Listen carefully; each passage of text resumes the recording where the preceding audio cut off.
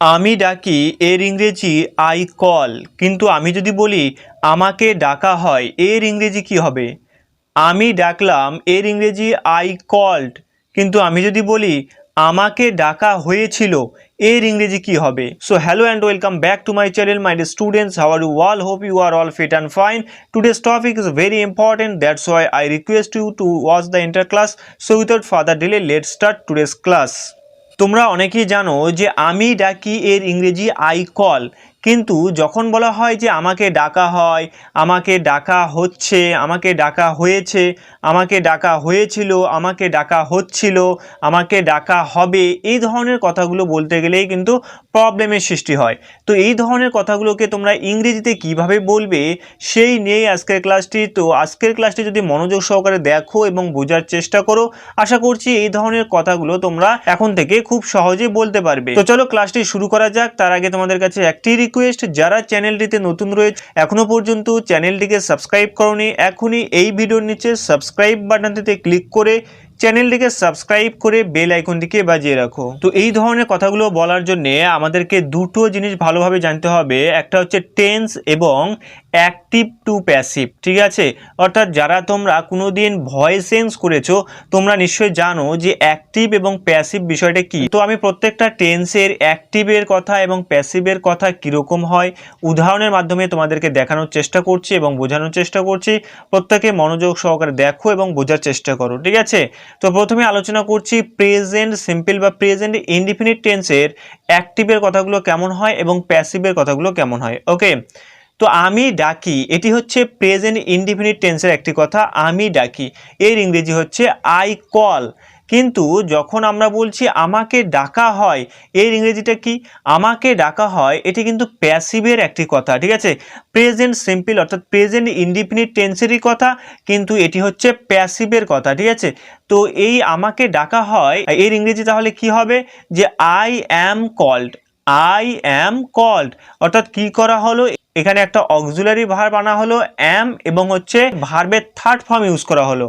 অর্থাৎ কল কিন্তু ভার্বের ফার্স্ট ফর্ম এবং কলের সঙ্গে এখানে কিন্তু ইডি যুক্ত করা হয়েছে অর্থাৎ কল্ড। সুতরাং কল্ড হচ্ছে এখানে V3 বা ভার্বের থার্ড ফর্ম। ওকে, এবং প্যাসিভের যে সাবজেক্টটা থাকে সেটি হচ্ছে নিষ্ক্রিয়, অর্থাৎ সে কিন্তু কিছু করে না, অন্যের দ্বারা কিন্তু করানো হয়। যেমন হচ্ছে প্রথম সেন্টেন্সটা আমি ডাকি, এখানে কিন্তু আমি নিজে কাজটি করছি অর্থাৎ আমি কাউকে ডাকছি, ঠিক আছে? I call. ওকে, কিন্তু নেক্সট বাক্যটা যেটা রয়েছে আমাকে ডাকা হয়, এখানে কিন্তু আমি কিছু করছি না, ঠিক আছে? আমাকে ডাকা হয়, অন্যের দ্বারা কিন্তু এখানে ডাকা হচ্ছে।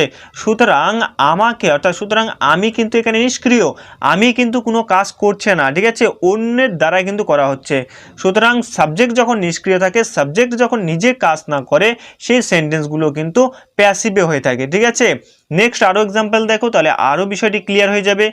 প্রিন্সিপালকে ডাকা হয়, প্রিন্সিপালকে ডাকা হয় এটিও কিন্তু প্যাসিভের একটি বাক্য, এর ইংরেজিটা কি হবে?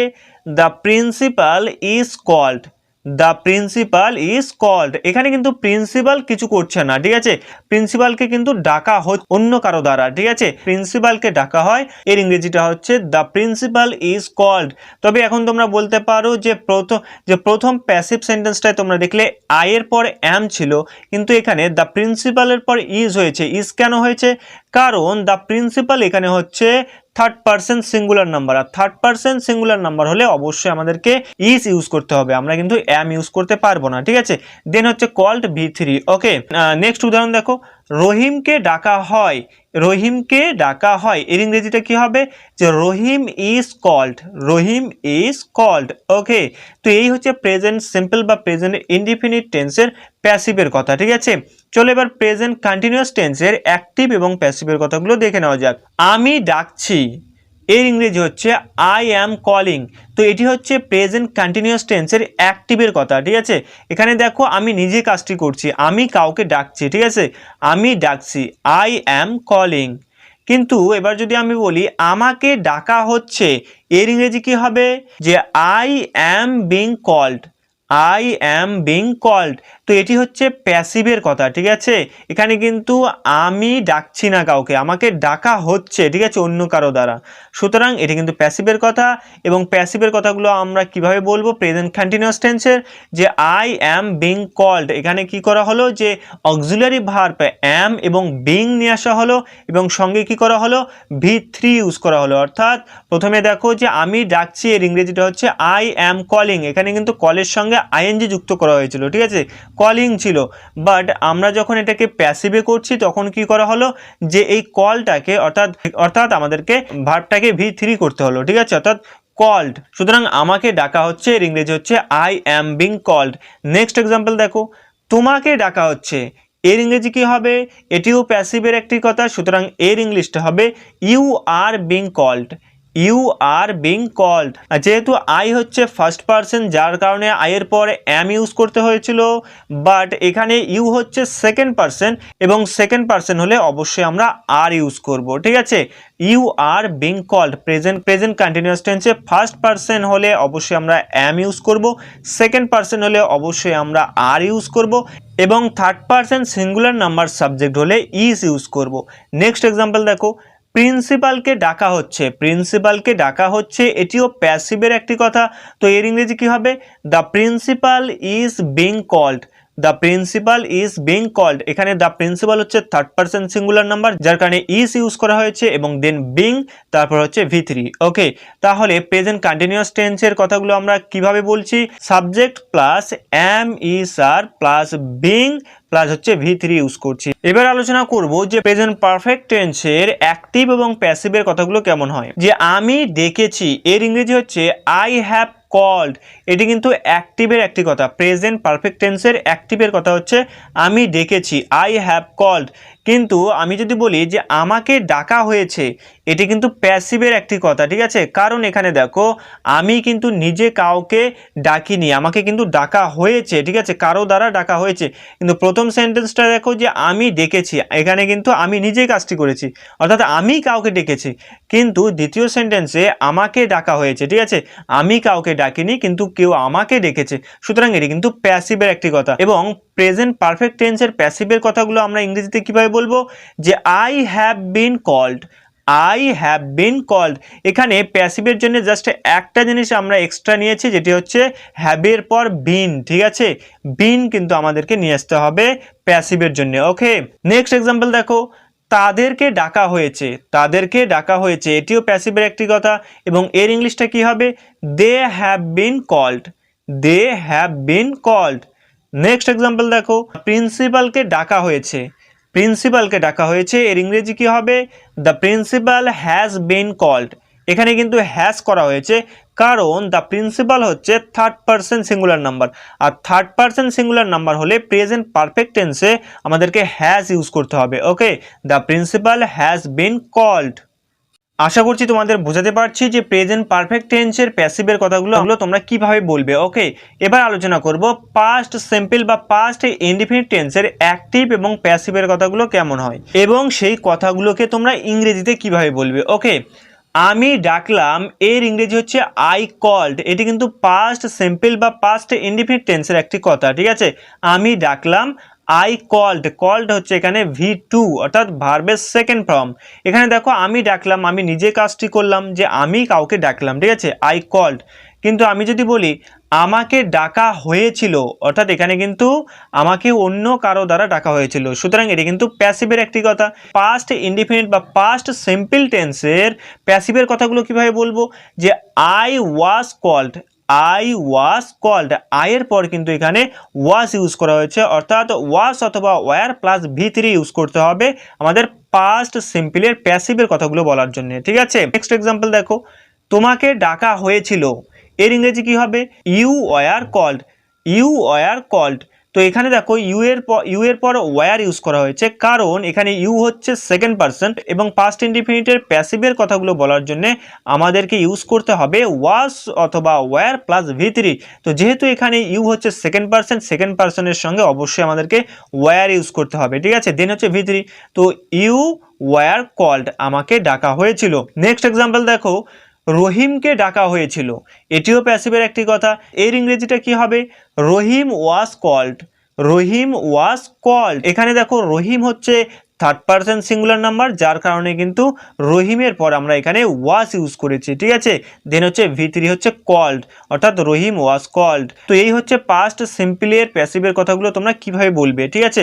দেন এবার আলোচনা করব পাস্ট কন্টিনিউয়াস টেন্সের অ্যাক্টিভ এবং প্যাসিভের কথাগুলো কিরকম হয় এবং প্যাসিভের কথাগুলোকে তোমরা কিভাবে ইংরেজিতে বলবে। আমি ডাকছিলাম, এর ইংরেজি হচ্ছে আই ওয়াজ কলিং। তো আমি ডাকছিলাম, আমি কাজটি করছিলাম, সুতরাং এই বাক্যটি হচ্ছে অ্যাক্টিভ, অর্থাৎ পাস্ট কন্টিনিউয়াস টেন্সের অ্যাক্টিভে রয়েছে এই বাক্যটি, ঠিক আছে। আমি ডাকছিলাম, এর ইংরেজি হচ্ছে I was calling.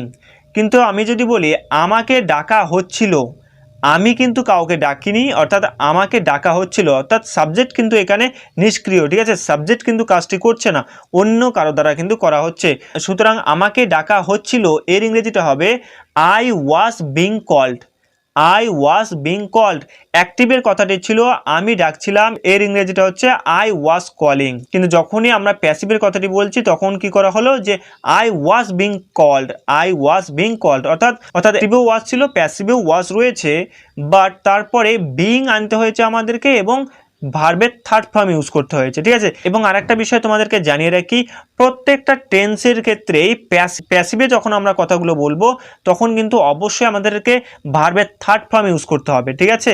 V3 use করতে হবে। তাহলে কি বলা হলো যে আমাকে ডাকা হচ্ছিল, এর ইংরেজিটা হচ্ছে I was being called. Next example হচ্ছে তোমাকে ডাকা হচ্ছিল। তোমাকে ডাকা হচ্ছিল, এটিও কিন্তু প্যাসিভের একটি বাক্য এবং এর ইংরেজিটা কি হবে? You were being called.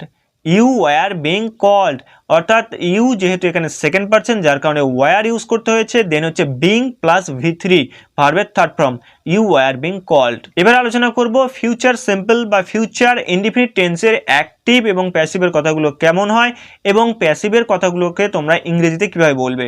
আমি ডাকবো, এর ইংরেজি হচ্ছে আই উইল কল। তো এটি কিন্তু অ্যাক্টিভ সেন্টেন্স, ঠিক আছে। আই উইল কল, আমি ডাকবো, এখানে আমি নিজে কাজ করছি, অর্থাৎ সাবজেক্টটা নিজে কাজ করছে, সাবজেক্ট কাউকে ডাকবে, ঠিক আছে। বাট আমি যখন বলছি যে আমাকে ডাকা হবে, এর ইংরেজিটা কি হবে? এটি কিন্তু একটি প্যাসিভ বাক্য এবং এর ইংরেজিটা হবে I will be called. I will be called, অর্থাৎ will plus be plus V3 ভার্বের থার্ড ফর্ম ইউজ করতে হচ্ছে আমাদের, ঠিক আছে। আমাকে ডাকা হবে, এর ইংরেজিটা হবে I will be called. Same ভাবে নেক্সট এক্সাম্পল দেখো, তাদেরকে ডাকা হবে, এর ইংরেজিটা কি হবে? They will be called. They will be called. Next example দেখো, প্রিন্সিপালকে ডাকা হবে। প্রিন্সিপালকে ডাকা হবে, এর ইংরেজিটা কি হবে? এটিও প্যাসিভ বাক্য, তো এর ইংরেজিটা হবে the principal will be called. The principal will be called, অর্থাৎ ফিউচার সিম্পল বা ফিউচার ইনডিফিনিট টেন্সের প্যাসিভের কথাগুলো বলার জন্য আমাদেরকে ইউজ করতে হচ্ছে উইল প্লাস বি প্লাস ভার্বের থার্ড ফর্ম অর্থাৎ V3। তো এইভাবেই কিন্তু খুব সহজেই তোমরা প্যাসিভের কথাগুলো বলতে পারবে, ঠিক আছে। তো এই হচ্ছে আজকের ক্লাস। তো তোমাদের জন্য আমি একটি বাক্য বলছি যে প্রধানমন্ত্রীকে ডাকা হয়েছিল, এর ইংরেজিটা কি হবে প্রত্যেকেই তোমরা কমেন্টে জানাবে, ঠিক আছে। তো আজকের ক্লাসটি এটুকুই। যে সমস্ত টেন্সগুলো আমাদের শিখতেই হবে, জানতেই হবে, ঠিক আছে, যেগুলো না জানলে তোমরা ইংরেজিতে কথা বলতে পারবে না, সেই কয়েকটি টেন্স নিয়ে আলোচনা করলাম। বাকি আরও কয়েকটি টেন্স রয়েছে, সেগুলোর উপরেও যদি তোমরা ক্লাস চাও অবশ্যই তোমরা কিন্তু জানাবে, ঠিক আছে। তো এটুকুই ছিল আজকের ক্লাস। তো ক্লাসটি থেকে ভালো লাগলে অবশ্যই লাইক করে দাও।